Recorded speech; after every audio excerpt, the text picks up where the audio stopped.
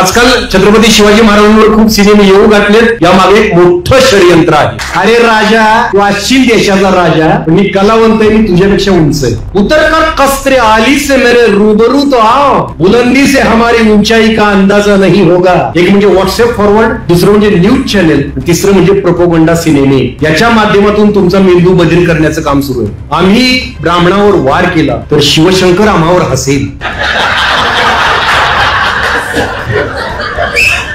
ये कब हुआ? त्या डायरीत त्यांना सांगितलं की 2 ब्राह्मण सरकारकुनांनी संभाजी महाराजांना पकडून दिलं. छत्रपती शिवाजी महाराज गो प्रतिपालक होते का? तर होते. हा खरा पत्ता. आता यात खोटा पत्ता, गो ब्राह्मण प्रतिपालक खपवला.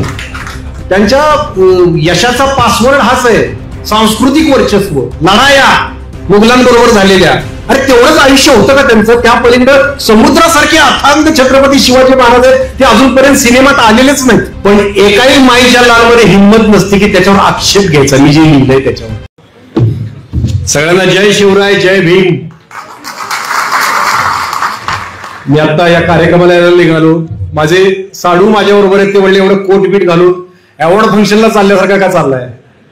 म्हणलं माझ्या इंडस्ट्रीतले सगळे अवॉर्ड झक मारतील, ऑस्कर सुद्धा झक मारला असं अवॉर्ड फंक्शन इथं आहे. मी नटून थटून जाणार म्हटलं.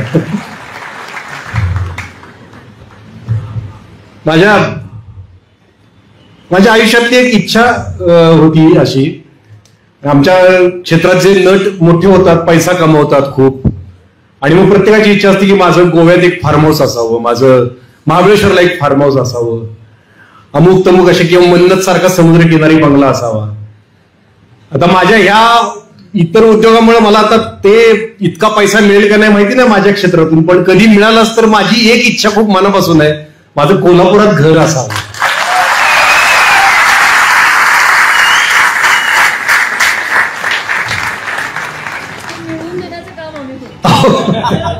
खूप बरं होईल. माझी ती एक इच्छा आहे.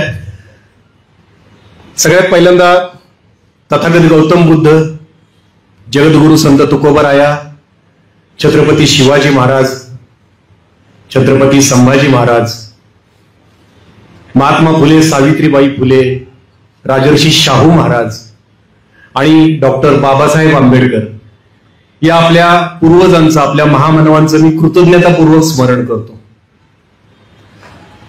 लहानपणी मला जत्रेत कुस्त्या बघायचं लय येड होतं. कुस्त्या बघायला आवडायच्या. मी जत्रा असली की पहिल्यांदा कुस्त्याचं मैदान कधी येते बघायचो आणि मग वडिलांच्या मागे लागायचो, मला कुस्त्या बघायच्यात, मला कुस्त्या बघायच्यात. मग वडील मला बोटाला धरून घेऊन जायचे. कुस्त्या बघायला बसलं की तुम्ही कोल्हापुरात कुस्त्या बघता, तुमच्याला कुस्ती रंगात आली ना की सगळी माणसं अशी उठून उभी राहतात एक्साइट होऊन. माणसं उठून उभी राहिली की मला काही दिसायचं नाही, मी अस्वस्थ व्हायचो. मग वडील मला उचलून खांद्यावर घ्यायचे. खांद्यावर त्यांनी घेतल्यावर मला लख्ख सगळं दिसायला लागायचं. मग मी बारकाईनं ती कुस्ती बघायचो, त्यातले डाव प्रतिडाव सगळं बघून असं मेंदूत कोरून ठेवायचो.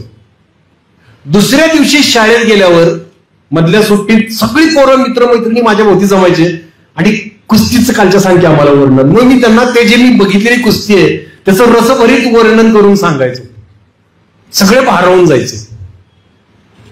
आजकाल मी सोशल मीडियावर छत्रपती शिवाजी महाराज, छत्रपती संभाजी महाराज, आपल्या महामानवांविषयी बऱ्याच घटना लिहितो, त्यांचे विचार लिहितो आणि ते आकर्षक पद्धतीनं लिहितो. ती एक कला माझ्याकडे आहे कलाकार म्हणून. आणि महाराष्ट्रातले तुम्ही सगळे माझे मित्रमैत्रिणी, सगळे पुरोगामी विचारांचे लोक भारावून जातात, माझं कौतुक करतात.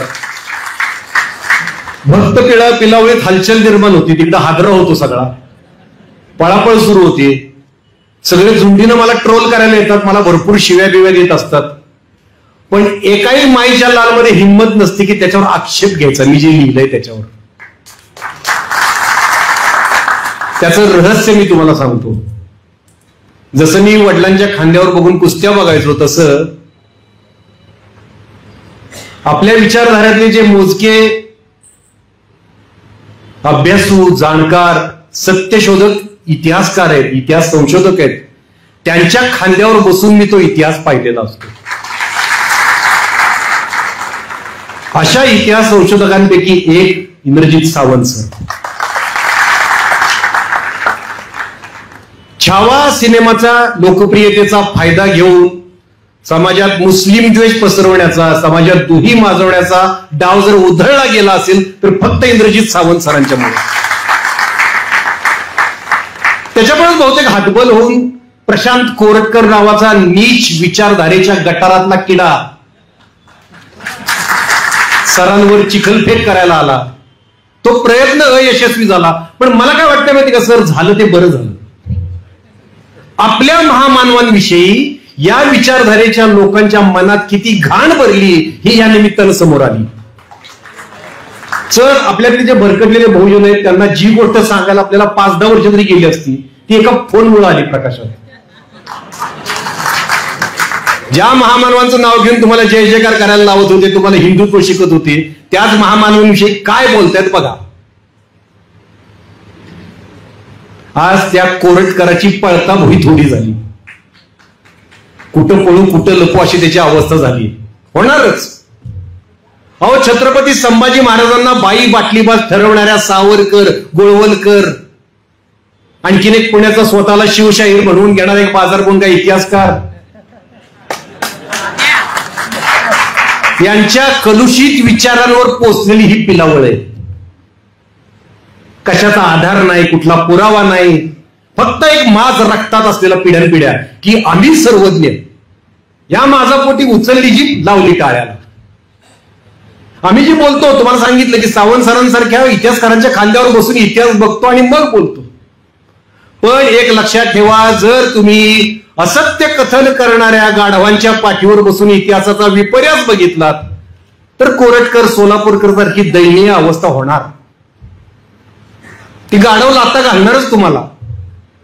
जगद्गुरु संत तुकोबराय म्हणून गेलेत, एक ब्रह्मचारी गाढवा झोंबता. आता अभंग सांगायच्या आधी तुम्हाला सांगतो, ब्रह्मचारी म्हणजे प्रशांत कोरटकर आणि गाढव म्हणजे त्यांचे ते असत्य कथन करणारे इतिहासकार. एक ब्रह्मचारी गाढवा झोंबता हानोनिया लाता पळाले. ते एक अतिउत्साहात ब्रह्मचारी झालेला माणूस होता. ब्रह्मचर्य स्वीकारलं काही दिवसानंतर त्याला भावना अनावर व्हायला लागल्या. सहन होईना त्याला ब्रह्मचर्य. मग कुणाला कळू नये म्हणून ते गाढवाला झोंबायला गेलं. त्या गाढवानं नको तिथं नको इतक्या लाता घातल्याने ते पळून गेलं.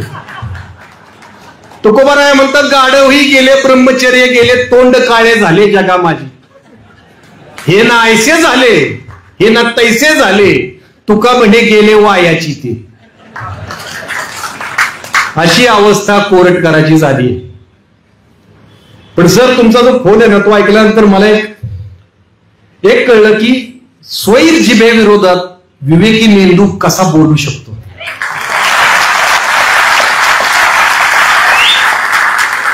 काय संयमाने तुम्ही उत्तरं दिली. मी विचार करत होतो की मी जर हा फोन रेकॉर्ड केला तर माझ्या शिव्या म्यूट करायला लागल्या असत्या.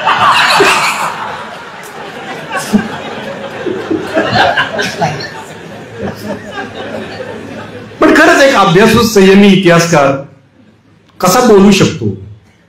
आणि छाव्याच्या निमित्तानं आपल्या छाव्यावर टपून बसलेले जे कोल्हे कुत्रे होते ते सगळे उघडे पडले, सगळे.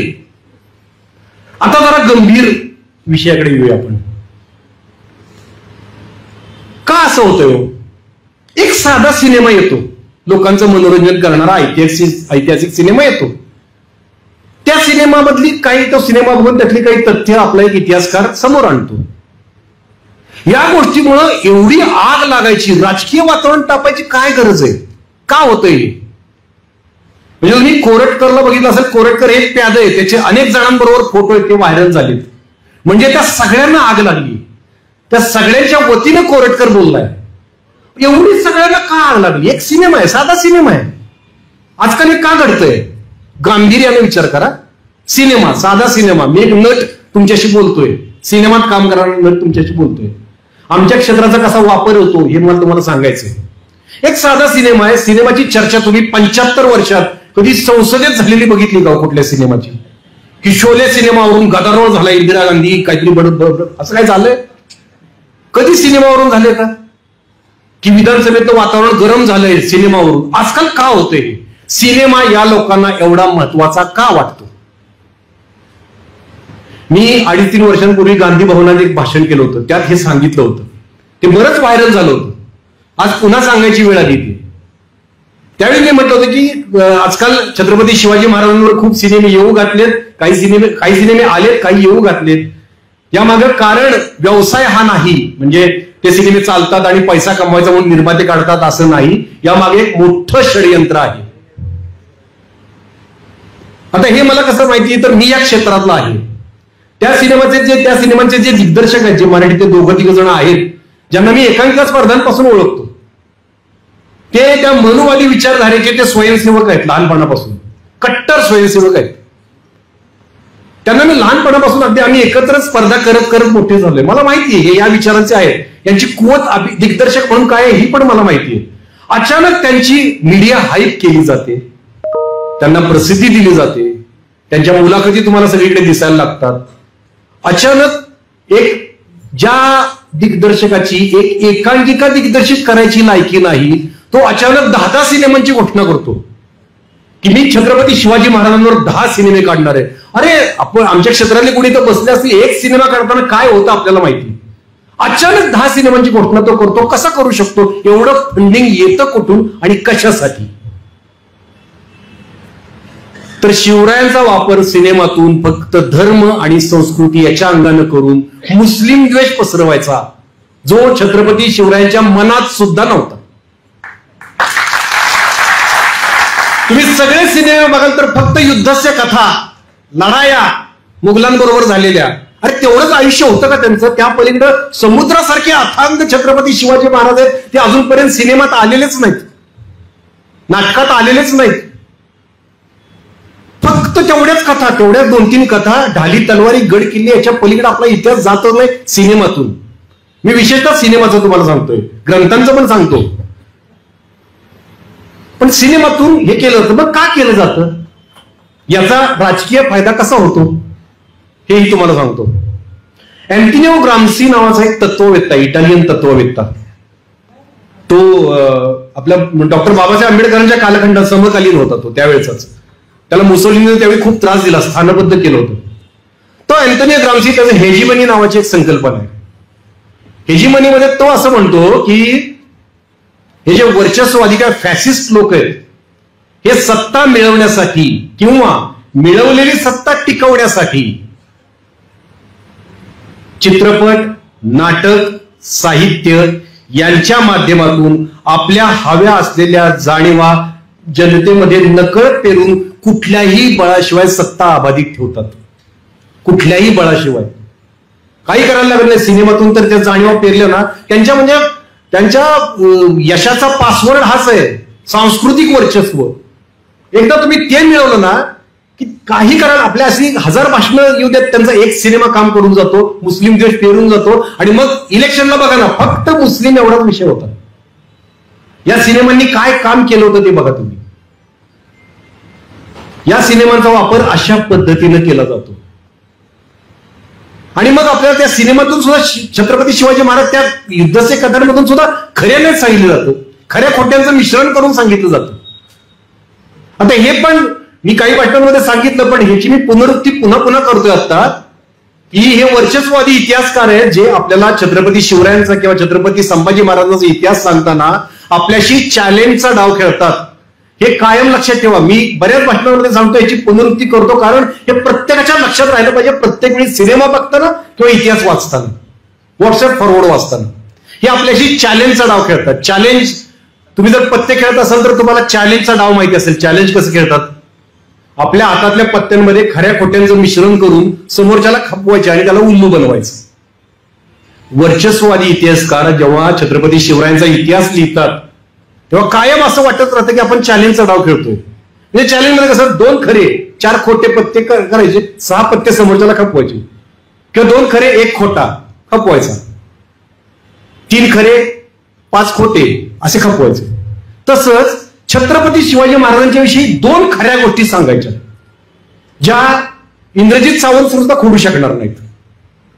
आणि हळूच एकदा आपला विश्वास बसला की 4 खोट्या गोष्टी आपल्या मेंदूत मुरवायच्या. असा चॅलेंजचा डाव ते वर्षानुवर्ष खेळत आले. त्यातलं एक छोटं उदाहरण तुम्हाला सांगतो, जे अगदी आपण लहानपणापासून बघतोय. छोटं उदाहरण आहे. आपल्या सर्वसमावेशक स्वराज्याचं स्वप्न पूर्ण करणाऱ्या छत्रपती शिवाजी महाराजांना एक अत्यंत संकुचित बिरुद चिटकवण्यात आले पूर्वीपासून. कुठलं? गो ब्राह्मण प्रतिपालक, पहिल्यापासून. तर आता यातला चॅलेंजचा डाव तुम्हाला सांगतो. गो म्हणजे काय? गाय. गाईला आपल्या समाजात अत्यंत आदराची, जिव्हाळ्याची, पूज्यतेची भावना आहे. बहुजन घरांमध्ये गाय अत्यंत उपयुक्त असते, कष्टकरी घरांमध्ये. गायीचं रक्षण करण्यात वाईट काय आहे? चांगलंच आहे ना. छत्रपती शिवाजी महाराज गो प्रतिपालक होते का? तर होते. हा खरा पत्ता. आता यात खोटा पत्ता, गो ब्राह्मण प्रतिपालक. खपवला. कोण नाही म्हणतं याला? बरं, छत्रपती शिवाजी महाराज फक्त ब्राह्मणांचं रक्षण करत होते का हो? त्यांच्या प्रजेत असलेल्या मुसलमानांपासून 18 पगड जातीचं त्यांनी रक्षण केलं, सगळ्यांना समान न्याय दिला. पण तरी हे संकुचित बिरुद चिकटवलं गेलं. बाबा पुरंदरेंच्या इतिहासात, पूर्वीच्या इतिहासाच्या कुठल्याही तुम्ही पुस्तकात बघितलं तर पाणी गो ब्राह्मण प्रतिपालक, गो ब्राह्मण प्रतिपालक. मग जेव्हा आपल्या विचारवंतांनी अनेक पुराव्यांसहित ते सिद्ध केल्यानंतर 2015 नंतरच्या आवृत्तीतून तो शब्द काढला गेला, डिलीट केला. डिलीट केला म्हणजे तो खोटा होता. अशा पद्धतीनं चॅलेंजचा डाव आपल्याशी ती खेळत आले. म्हणजे आता छावानंतरची जी इंद्रजित सावंत सरांची मुलाखत प्रसिद्ध झाली, त्यात पण एक चॅलेंजचा डाव आहे, तुम्हाला सांगतो मी. सावंत सरांनी सांगितलं की फ्रान्सिस मार्टिनची डायरी आहे, त्या डायरीत त्यांना सांगितलं की 2 ब्राह्मण सरकारकुनांनी संभाजी महाराजांना पकडून दिलं. आणि त्यांनी त्यावेळी हे पण सांगितलं की याच्यापूर्वी ते बऱ्याच अधिकाऱ्यांनी ते भाषांतर केलंय. तर त्यांनी सरदेसाईंचं एक भाषांतर सांगितलं. ते म्हणाले की त्यांनी पण फ्रान्सिसच्या डायरीचं भाषांतर केलंय. ते भाषांतरात त्यांनी, भाषांतर म्हणजे काय असतं, त्यानं जे लिहिलंय त्याचा अनुवाद. तर त्यांनी ते केलंय. त्यांनी लिहिलंय की 2 ब्राह्मण सरकारकुनांनी पकडून दिलं, कंसात कवी कलशाच्या द्वेषापोटी. हे स्वतःच्या मनाचं घातलं. खोटा पत्ता. सगळे खरे पत्ते, त्यात एक खोटा पत्ता घुसडून दिला. आता याचं कारण काय? त्या गद्दारीची तीव्रता कमी करायची. म्हणजे त्यांनी केलं असेल, समजा ब्राह्मण सरकार कोणी पकडून दिलं असेल, पण छत्रपती संभाजी महाराजांच्या बद्दल द्वेष नव्हता बरं का, कवी कलशाबद्दल द्वेष होता. म्हणजे त्या गद्दारीची त्या तीव्रता कमी करायची, म्हणजे आपल्या मनातला राग कमी करायचा, हा हेतू असतो. तो अनेक सिनेमांमध्ये हा डाव खेळला जातो. आता शेर शिवराज नावाचा त्याच दिग्दर्शकाचा एक सिनेमा आहे, मराठीत आलाय. त्यातला एक सीन आहे कृष्णा कुलकर्ण्याला मारलेल्याचा. तो सीन आपण सगळे बहुजन आनंदानं व्हायरल करत असतो, सगळे व्हायरल करत असतो. त्यात एक खोटा पत्ता पण आपण व्हायरल करत असतो. तो खोटा पत्ता तुम्हाला सांगतो, 2-3 खोटे पत्ते तुम्हाला गमतीशीर सांगतो तो प्रसंग. की एक तर मी सावंत सरांशी सुद्धा या सीनवर खूप वेळा बोललोय, खूप उशीर बोललोय मी त्यांच्याशी. आता कसं आहे की मला त्यावेळी कसं वाटतं की त्यावेळीची इतकी धांदल असेल असं मला वाटतं. माझा तर्क सांगतो, म्हणजे मी माझ्या तर्कावर मी नाही विश्वास ठेवत, जे तथ्य त्याच्यावर आपण विश्वास ठेवला पाहिजे. पण मला काय वाटतं की अफजल खानाचा कोथळा बाहेर काढला, त्याला खलास केला, सय्यद बंडाचा हात उडवला. इतकी विचार करा, त्या परिस्थितीचा विचार करा. त्याचे हजारो सैन्य, आपलं मुठभर मावळे झुडपात लपून बसलेत, ते हल्ला करायला उठले.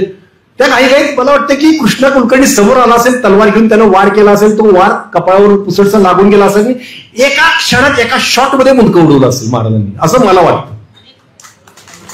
पण ठीक आहे ना, आपण ते इतिहासात लिहिले ते मान्य करूया. मला सावंत सर त्यावरती फार संयमी वाटतं.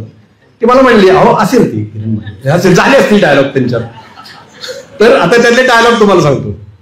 पहिल्यांदा महाराज ताड येतात, मागून कृष्णा कुलकर्णी खाली पडली तलवार उचलतो, धावत येतो, म्हणतो राजे दगा केलात.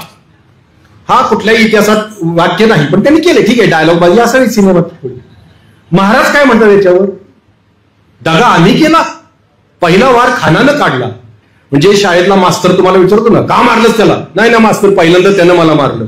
एवढे अँसरेबल असतील का हो छत्रपती शिवाजी महाराज? अफजल खानाचा नोकर साधा त्याच्या हाताखालचा, त्याला अँसरेबल नाही, मी नाही बरं का, असं का करतील? बरं ठीक.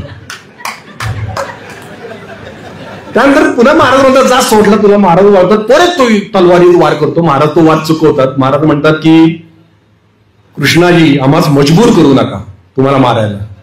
मला असं सारखं असं शिवशिवत होत्यात, महाराज एवढा का विचार करतील? ज्यांनी पत्रात लिहिलंय ब्राह्मण म्हणून कोण मुलाईचा करतो, गनिमाचा गनिम तो तसाच नतीजा पावेल, हे त्यांनी स्वतः लिहिलंय. पण म्हणलं ठीक आहे, सावंत सर मला म्हणले असू दे, झालं असेल तसं. नाही संयमी माणूस मी सावंत सरांना फोन हवा असं कसं ते. तर परत महाराज म्हणतात की आम्ही ब्राह्मणावर वार केला तर शिवशंकर आम्हावर हसेल.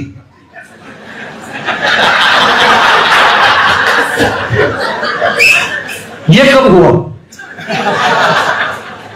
भगवान शंकरांवरची मी सगळी पुस्तकं वाचलेली आहेत.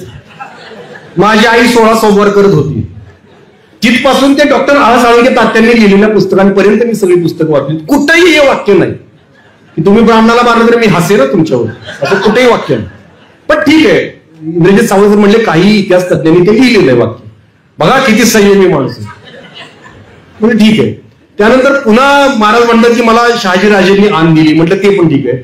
आणि जेव्हा महाराज त्याचे बुडकं उडवतात त्यानंतर एक डायलॉग आहे, तो डायलॉग कुठल्याही इतिहासाच्या पुस्तकात नाही, पण त्यातले खोटे पत्ते तुम्हाला सांगतो कसे वापरले. त्या मेलेल्या कृष्णा कुलकर्ण्याकडे सिनेमातले महाराज बघतात आणि म्हणतात विधभर पोटाच्या टिचभर खळगीसाठी. हा पहिला खोटा. एक वाक्यात किती खोटे पत्ते आहेत बघा. वाक्य लांबलचक आहे, ते वाक्य बघून सगळे आपण टाळ्या वाजवतो.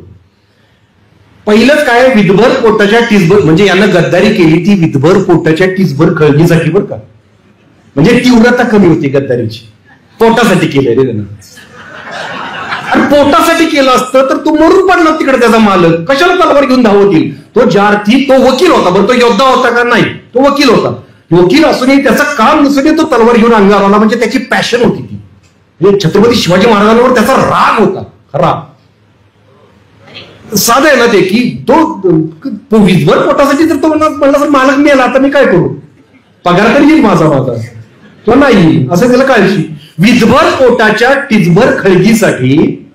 पुढचा आहे का, आपली असामान्य बुद्धिमत्ता. कृष्णा कुलकर्णीची असामान्य बुद्धिमत्ता. असामान्य हा शब्द साधा आहे का, साधा नाही, सामान्य नाही शब्द, म्हणून तर असामान्य. असामान्य बुद्धिमत्ता. मला मी तुमच्याकडे मांडी घालून बसणार आहे. कृष्णा कुलकर्णीचा इतिहास सांगा, त्याची असामान्य बुद्धिमत्ता मला तपासून सांगा. काय मी सगळी शूटिंगची सुट्टी पिट्टी काढून होतो, असं कसं. बघा, विधभर पोटाच्या टिचभर खळगीसाठी आपली असामान्य बुद्धिमत्ता. पुढे आहे का, परकीयांकडे गहाण टाकणारी ही वृत्ती. आता बघा, कृष्णा कुलकर्णीने गद्दारी केली, मग कुणाकडे गेला तो, परकीयांकडे. आणि शिर्केंचं नाव घेतलं असेल तर मुसलमानांकडे. इथं मुसलमान हा शब्द वापरलेला नाही. आपली असामान्य बुद्धिमत्ता परकीयांकडे. तीव्रता कमी केली, तुम्हाला ते टोचणं कमी केलं. कृष्णा कुलकर्णीची गद्दारी तुम्हाला टोचणं एका वाक्यात कमी करून टाकलं. विधभर पोटाच्या टिचभर खळगीसाठी आपली असामान्य बुद्धिमत्ता परकीयांकडे घाण टाकणारी ही वृत्ती कृष्णा कुलकर्णी बरोबर, कृष्णा बरोबर इथेच संपून जाऊ दे. कुलकर्णी काय म्हणाला तो, ते पण तो पत्ता लपवला. पण अशा पद्धतीनं चॅलेंजचा डाव खेळला जातो. एक एक वाक्य त्यांच्याकडून येतं ना, एक एक वाक्य गाळून घ्यायचं, तपासून घ्यायचं, जोखून घ्यायचं. आपल्या गावात आपले इतिहास संशोधक त्यांना विचारायचं हे खरं आहे का बाबा, किंवा मला पुरावे दाखवा. कारण हे कुठल्या मार्गाने तुमच्या मेंदूत घुसतील सांगता येत नाही. डॉक्टर आळसाळंगे तात्या म्हणतात की ज्यांना लोकांना गुलाम बनवायचं असते ते लोकांच्या मेंदूवर पहिला कब्जा करतात. पहिला मेंदू, तुमचा मेंदू बधीर करून टाकतात. मग आपल्याला शोषण हे शोषण न वाटता आपला धर्म वाटायला लागतो. ज्याचं आपण आता सगळे उदाहरण बघतोय आजकाल आपल्या वर्तनात. पहिल्यांदा मेंदूवर कब्जा करतात. मेंदू हा खूप महत्वाचा अवयव आहे. पूर्वी काय होतं की आपले बहुजन, आपले पूर्वज, आपले आजे पंजे, खापर पंजे अडाणी होते, शिकलेले नव्हते, सोपं होतं त्यांना गंडवणं. आजही सोपं का जातंय, तर आपल्याकडे आपण शिकलोय, आपल्याकडे डिग्र्या वगैरे आहेत, मेंदूचा वापर पुरेपूर करत नाही आपण. आणि मग त्यांनी 3 मार्ग पकडलेत. एक म्हणजे व्हॉट्सअप फॉरवर्ड, दुसरं म्हणजे न्यूज चॅनेल, तिसरं म्हणजे प्रोपोगंडा सिनेमे. याच्या माध्यमातून तुमचा मेंदू बधीर करण्याचं काम सुरू आहे. त्यामुळे तिन्ही गोष्टींवर जे जे काय येतं अक्षरशः गाळून जाचून परखून घ्या. चिकित्सा करा प्रत्येक गोष्टीची. म्हणजे त्यांनी सगळं खरं सांगितलं तरी सुद्धा एक वाक्य कुठेतरी असतं ज्याची त्यांनी लेख मारून ठेवलेली असती त्या वाक्यात, त्यांच्याकडून येतं तर वाक्य नीट वाचायचं, नीट शब्द नीट वाचायचा, त्याशिवाय विश्वासच ठेवायचा नाही. कारण आपला मेंदू हा खूप महत्वाचा अवयव आहे. मेंदू ऍक्च्युली आपल्या शरीरापेक्षा 2% वजन मेंदूचं असतं. शरीराचं जेवढं वजन असतं त्याच्यात 2%, पण आपण जेवढा श्वास घेतो ना त्यातला 25% ऑक्सिजन एकट्या मेंदूला जातो. एवढा महत्वाचा अवयव आहे. 14 अब्ज पेशी असतात त्यात. मेंदू ठरवतो की तुम्ही आयुष्यात कोण होणार आहे, तुम्ही अपयशी होणार आहे का यशस्वी होणार आहे, तुमचा उत्कर्ष होणार आहे का तुमची अधोगती होणार आहे, हे मेंदू ठरवतो. असा मेंदू आपण सहज काहीही करून घेतो त्या मेंदूत. हे आपण आता टाळलं पाहिजे. आणि तुमच्या मेंदूत भरण्यासाठी आमच्या सिनेमा क्षेत्रातून भरभरून कचरा येतोय, खूप कचरा येतोय, अजून येतोय. पण तुमची मेंदू त्यांना तुमच्या मेंदूवर कब्जा मिळवायचा आहे. त्यामुळे आमच्या क्षेत्रापासून खूप सावध राहा. आमच्या क्षेत्रातून जे महामानवांचे सिनेमे येत आहेत प्रत्येक गोष्टीच्या बाबतीत सावध राहा. लगेच असं उत्स्फूर्तपणे ते पिक्चर बघायला जायचं असे काय नाही. त्यासाठी काय बाहेर खलबत झाली असती तुम्हाला माहिती नाही, काय होत असतं त्याच्यामागून. उगाच नाही हो, एका गोष्टीसाठी फक्त धमकी येते इंद्रजित सावंत सरांना. का तर तो प्लॅन फसायला लागतो ना सगळा. छावाच्या निमित्तानं जो काही प्लॅन केलेला असतो सगळा तो प्लॅन फसतो. छावाचं रिलीज का लांबत गेलं होतं वर्षभर, योग्य वेळ बघून रिलीज केला गेला होता. त्यानंतरचा एक प्लॅन होता, एका माणसावर प्लॅन फसला. म्हणून तर अभिमानानं म्हणतोय आपण बहुजन नायक.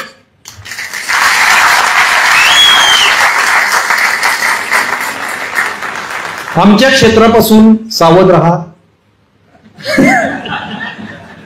मी काय भोगलंय ते माझं मला माहितीये, माझ्या घरच्यांनी काय भोगलंय सोसलंय ते माझं मला माहितीये.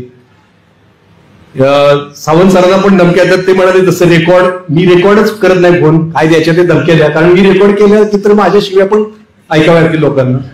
त्यांनी बिंदास देऊ शकतो. आणि खूप माझ्या करिअरवर पण घाव घालायचा प्रयत्न केलाय, खूप काही नुकसान केलंय माझं पण. मी पण जर ठरवलं असतं की चला आता आपण मिळेल ते सिनेमे करायचे, आणि तर एवढा मी बरा ऍक्टर आहे की खूप चांगलं काम आता करत राहिलो असतो आणि या लोकांच्या वळचणीला शेपूट घालून, या लोकांची मान मोडून या लोकांच्या वळचणीला राहिलो असतो. पण मला माहिती की माझ्या महामानवांच्या विचारांची ती गद्दारी असते. ती गद्दारी करून मला यश नाही मिळवायचं. तिकडे आमचे किती म्हणजे अवॉर्ड फंक्शन मध्ये झगमगीत असे लाईट्स असतात, पण तुम्ही जे अवॉर्ड फंक्शन टीव्हीवर बघता ना, जे अवॉर्ड घ्यायला एक न देतो त्याला पण मॅनेज करून अवॉर्ड दिलेलं असतं. आणि ज्या टाळ्या ऐकू येतात त्या खोट्या असतात, त्या खऱ्या टाळ्या माझ्यासाठी येत आहेत.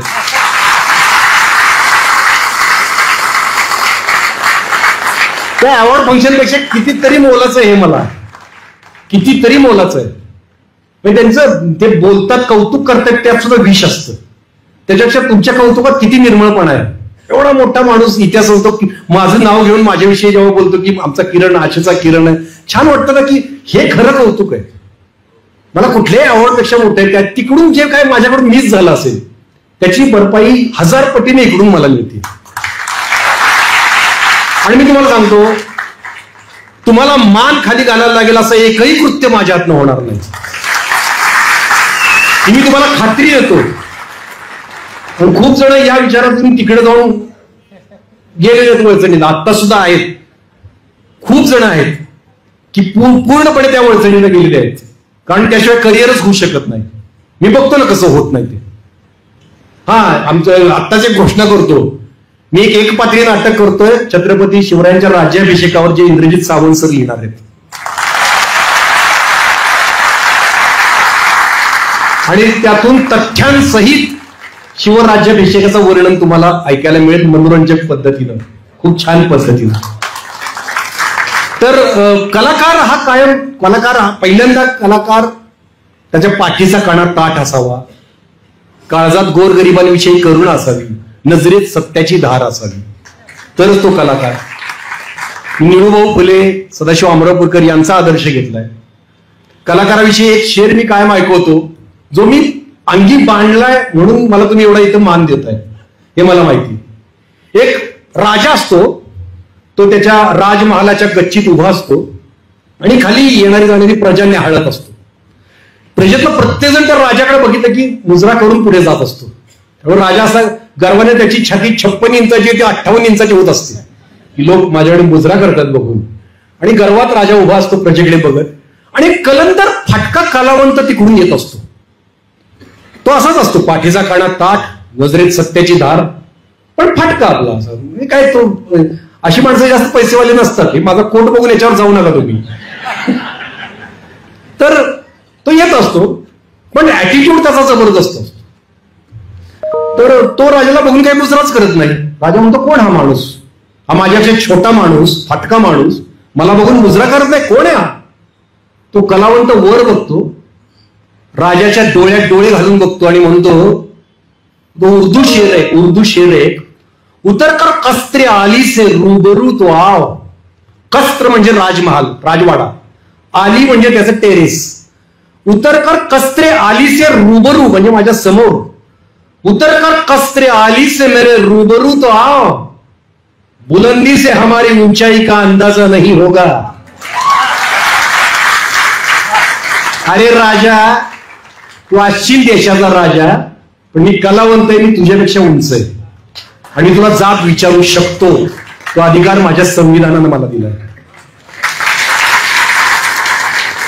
आता तुमचा जास्त वेळ घेत नाही, फक्त आमच्या क्षेत्रावरच आलो होतं म्हणून सांगतो की शेवट मला करताना काय करावं शेवट असं वाटत होतं. अचानक आता डोक्यात आलं की आत्ता जे घडलेली घटना आहे की नामदेव ढसाळांवरच्या एका सिनेमाला अडवून ठेवलंय सेन्सॉर बोर्डानं. आणि सेन्सॉर बोर्डाला एक सदस्याने विचारलं की कोण नामदेव ढसाळ, आम्हाला माहित नाही. आज मला असं वाटतंय ना, आज इंद्रजित सावंत सरांच्यामुळे एका क्रांतीची सुरुवात झालेली आहे. आता हे लांबपर्यंत जाणार आहे. हे बात दूर तलक जाएगी. आता इथंच नाही धावणार. सावंत सर, आपण सगळे बरोबर आहे सगळ्या लढाईत. काही प्रसंग येतील, माझ्यावर पण प्रसंग येतील, मला माहिती तुम्ही पाठीशी उभे राहाल, सगळ्यांवर येतील, पण आपण काम पुढे करत राहायचं की हा क्रांतीचा वणवा पेटला पाहिजे.